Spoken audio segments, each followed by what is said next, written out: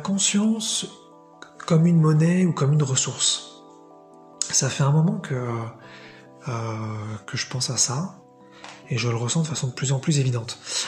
Ça me donne une perspective que je vais vous partager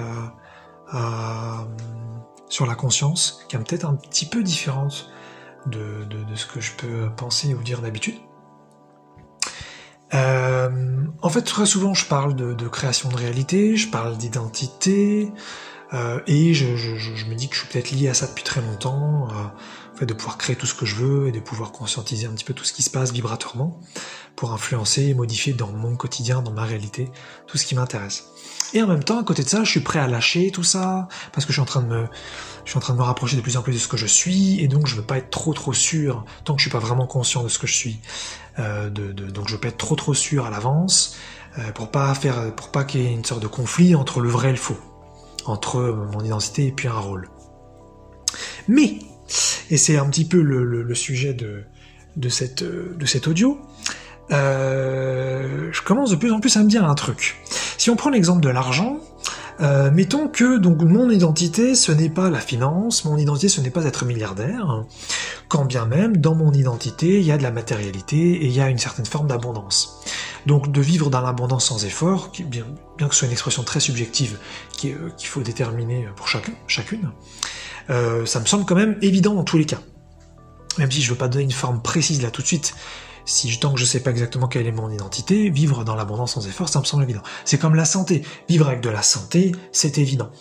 Donc, même si finalement on n'a pas des identités qui sont branchées spécifiquement argent ou santé ou je sais pas, relations familiales, des choses comme ça, il y a quand même un minimum sur pas mal de sujets en fin de compte pour tout le monde. Et donc plutôt que de se dire est-ce que je suis fait pour la création de réalité ou pas, est-ce que je suis fait pour conscientiser un petit peu tout ce qui se passe dans mon quotidien, pour m'amuser à créer tout ce que je veux, je suis en train de me dire de plus en plus qu'en fait la conscience c'est de la monnaie. C'est de la monnaie ou c'est de la ressource. En fait ça me semble de plus en plus indispensable. Et non pas juste un chemin de vie quoi. C'est-à-dire, voilà, je vais faire le parallèle avec l'argent parce que je trouve que ça fonctionne très très bien. Il y a beaucoup de choses donc qu'on peut acheter en tant qu'objet ou qu'on peut acheter en tant qu'expérience. Et on n'a pas nécessairement envie de tout acheter, puisque voilà, il existe énormément d'expériences possibles et beaucoup de choses matérielles différentes à vivre, donc ou d'objets à avoir. Donc voilà, même si on n'a pas les mêmes envies, on n'a pas envie de tout avoir, ça n'a pas vraiment de sens. Même ceux qui ont beaucoup d'argent, ils ne font pas toutes les expériences terrestres, il me semble, et puis ils n'achètent pas tous les objets, ça n'a pas vraiment de sens. Mais en tout cas, c'est très important d'avoir accès à une abondance interne pour pouvoir faire toutes les expériences nécessaires dans cette vie, qui nous font plaisir ou qui sont nécessaires pour nous accomplir comme on l'entend. Donc, de ce point de vue-là, l'argent c'est une énergie financière indispensable à cette époque-ci, dans cette société. Et en fait, de plus en plus, je commence voilà, parce que moi, je me suis quand même habitué à vivre dans pas mal de pauvreté, parce que j'avais des trucs dans mon corps énergétique qui bloquaient tout ça. Donc là, j'en sors depuis peu, au moment où je fais la vidéo. Mais en tout cas, voilà, ce que je veux dire, c'est que je me suis un petit peu habitué à ça pendant longtemps, pas habitué dans un sens positif, habitué dans le malheur finalement. Hein. C'est-à-dire que la pauvreté, c'est pas très rigolo. Et ça pourrait être pareil pour d'autres sujets, mais là je veux faire le parallèle entre l'argent et la conscience parce que je trouve que l'analogie est bonne. En fait, j'entends de plus en plus, enfin pas plus en plus, mais depuis très longtemps je me rends compte de plus en plus, j'entends plein d'histoires à droite à gauche, comme des histoires classiques qu'on entend tous, des gens qui attrapent des maladies, et puis ils sont embêtés avec ça les rend malheureux, des problèmes relationnels, et puis il y a des colères parfois, ça pourrait donc des problèmes d'argent, et puis ça pourrait tout type de choses, ça pourrait être aussi, des soucis plus globaux, plus planétaires, hein, je sais pas, des gens qui se plaignent du climat, des gens qui se plaignent de la politique en cours. Finalement, tout ça, c'est un peu la même chose, que ce soit des problèmes individuels ou des problèmes donc collectifs. Je me rends compte que pour pouvoir traverser ce qui est à l'intérieur et puis pour en déterminer la cause et pour pouvoir régler le truc, il faut de la conscience. Et c'est-à-dire que pour moi, c'est vraiment le même principe que voir un truc enfin, se rendre compte par exemple que tiens, bah j'ai besoin d'une chaise pour m'asseoir, ah bah tiens, il se trouve que j'ai de l'énergie financière pour acheter cette chaise, j'utilise cette énergie financière parce que j'en ai besoin de cette chaise. Et bien, c'est exactement le même principe, je suis dans une relation, il y a un conflit à un moment donné, admettons, et nous ne comprenons pas finalement d'où vient ce conflit d'un point de vue émotionnel, c'est-à-dire qu'on a des émotions qui viennent, on ne sait pas trop parfois d'où ça vient, et pourquoi surtout ça se répète. Eh bien, à ce moment-là, grâce à de l'énergie de conscience, on peut accéder à la cause énergétique dans notre corps où ça se passe. Peut-être que c'est lié à un truc qu'on a vécu quand on était petit, peut-être que c'est lié à une vie antérieure, une vie postérieure, peut-être que c'est lié à un parasite énergétique qui est avec nous, une sorte d'esprit malveillant ou je sais pas quoi, peu importe. Mais finalement, sans cette conscience, on peut pas avancer. De la même façon que si j'ai pas l'énergie financière pour acheter ma chaise, ben, je vais pas pouvoir m'asseoir. Or, j'ai besoin de m'asseoir. C'est peut-être un exemple bête, mais ça pourrait être acheter à manger, ça pourrait être finalement pour faire plein de choses essentielles. Et de plus en plus, je vois la conscience comme une monnaie, en fait. Je la vois comme un truc en fait indispensable. C'est-à-dire, peu importe finalement notre identité, peu importe qui on est, ça me semble vraiment indispensable.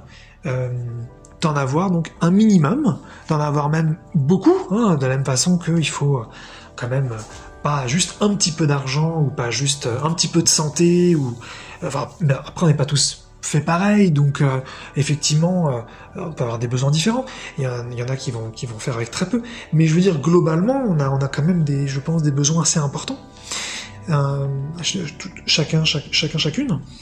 Et donc voilà, je commence de plus en plus à sentir ça vis-à-vis de la conscience, que c'est indispensable en fait. Et quand j'entends donc quelqu'un qui me dit j'ai eu un accident, il y a telle chose qui s'est cassée chez moi, j'ai une fuite d'eau, j'ai telle maladie, j'ai ça qui m'énerve dans ma vie, ça me rend triste. J'ai tel problème qui se répète depuis 10 ans et je comprends pas pourquoi ces choses elles m'arrivent à moi. Je me rends compte à quel point il y a une inconscience mais folle dans cette société et comment on s'est habitué à ça, comme quelqu'un qui se serait habitué à vivre dans la pauvreté, dans la maladie ou dans toutes sortes d'autres problèmes. Et je commence vraiment à voir qu'en fait c'est indispensable d'être conscient et de savoir d'où les choses se présentent. Pour donc bien sûr les arrêter, les traverser, les accepter, les comprendre. On met le verbe qu'on préfère dessus. Mais voilà, je le vois comme une monnaie en fait. C'est-à-dire, de la même façon, je vois un truc dans une vitrine qui me semble important pour moi, soit d'un point de vue juste utile, soit d'un point de vue plaisir. Et donc, j'utilise mon énergie financière interne et automatique, auquel on devrait tous avoir accès, pour acheter cette chose ou pour expérimenter cette chose. Eh bien, si j'ai une émotion qui se présente, si j'ai un événement qui se présente, si j'ai quelque chose qui se présente et que je vais en connaître la cause, eh bien, je dois pouvoir y avoir accès. Ce qui ne veut pas dire qu'ensuite on s'amuse à être conscient d'absolument tout, parce que de la même façon qu'on ne va pas tout acheter, c'est pareil en fait. Mais on devrait pouvoir acheter tout ce qu'on veut et être conscient de tout ce qu'on veut. Voilà, je fais le parallèle de cette façon. Je trouve ça vachement intéressant. Je le vois comme que ça me permet de le dissocier de l'identité et de le voir comme plutôt un besoin social, comme une jambe, comme un membre, comme quelque chose vraiment qu'on peut pas faire sans. Et on s'est vachement habitué en fait en tant qu'humain, je trouve, à vivre de façon très très très handicapée, avec beaucoup de choses qui nous arrivent et on ne sait pas d'où ça vient et on a l'habitude d'aller chercher des causes extérieures et de penser que c'est la vie, que c'est le hasard, alors que tout a une cause vibrateur, tout a une cause énergétique. Ça veut pas dire que c'est forcément intelligent, mais en tout cas il y a une cause. Et si on comprend cette cause, on peut, de la même façon qu'on a découvert d'où venait la fuite d'eau, on peut ensuite donc la faire cesser définitivement. Mais sinon l'énergie se déplace de toute façon. Donc c'est pour ça que je vois pas trop l'intérêt de vivre sans conscience. Et pourquoi je pense aussi à tout ça, c'est parce que j'ai toujours été un petit peu en colère ou un petit peu... j'ai eu pas mal de ressentiments dans ma vie vis-à-vis de tout ce qui était inconscient. Donc il peut me rester des petites choses vis-à-vis de, je sais pas, du gouvernement, de certains modèles collectifs, sur plein de sujets différents, sur des relations spécifiques. Il peut me rester pas mal de petites choses. Et finalement, j'ai passé beaucoup de temps à accepter et à déjuger. Et je suis arrivé à un truc qui me plaisait beaucoup. Mais là, en fait, comme je suis une thérapeute en ce moment où je fais la vidéo, on a fait remonter des trucs et je me suis rendu compte que il y avait une partie de moi qui voulait encore être inconsciente et que j'avais pas vue. mais en plus c'est un truc très important, et que j'étais en conflit avec moi-même. Donc ça veut dire que d'un côté je pousse pour devenir conscient, de l'autre côté je continue de pousser pour rester inconscient. Et je me rends compte, putain, mais c'est ce qui me fait chier dans le monde depuis très longtemps. Je vois enfin de l'inconscience partout, je vois des gens qui s'accrochent à ça, qui veulent pas en sortir, et qui veulent pas régler leurs problèmes grâce à la conscience. Et c'est exactement ce que je fais. Donc ça me faisait marrer de me rendre compte de ça, et puis de dire que voilà, donc la conscience serait une sorte de monnaie en fait évidente auquel on devrait avoir accès, et auquel on... De la même façon qu'on peut utiliser nos jambes pour marcher d'un point A à un point B quand on en a envie, on va pas marcher partout, on va pas aller partout, mais on peut décider d'aller quelque part grâce à nos jambes, dans la mesure bien sûr où on a des jambes fonctionnelles, pour pas faire de discrimination. Et bien, on devrait avoir accès à de la conscience interne quand on en a envie, et si on veut prendre conscience de ce qui se passe dans notre corps, de ce qui se passe émotionnellement, de ce qui se passe mentalement, de pourquoi on vient de croiser telle personne à ce moment-là, pourquoi on vient d'avoir un appel à ce moment-là, pourquoi on vient de recevoir de l'argent à ce moment-là, pourquoi un rendez-vous a été pris à ce moment-là, pourquoi un rendez-vous a été annulé à ce moment-là, pourquoi il y a telle manifestation dans notre relation amoureuse, amicale, familiale, sexuelle à ce moment-là, pourquoi il y a telle chose dans la santé qui se produit à ce moment-là, pourquoi il y a un objet qui se casse, pourquoi il y a un objet qui se répare. En fait, tout ça, c'est de la conscience. Et si on s'habitue, je dirais, l'idée, c'était de sortir du paradigme de c'est normal de pas savoir, la vie c'est inconscient, il faut donc chercher un modèle extérieur, faire des actions, et puis c'est comme ça qu'on avancera. Et voilà, c'est un modèle qui moi me plaît pas du tout. Et voilà, c'est tout. Donc je me répète un peu. Mais je trouvais ça intéressant. Cette idée de la conscience et l'énergie, c'est finalement une ressource, c'est un truc auquel on devrait pouvoir accéder tout le temps et qu'on n'utilise donc pas sur tous les sujets, mais qu'on utilise sur tous les sujets, en tout cas, dont on a envie.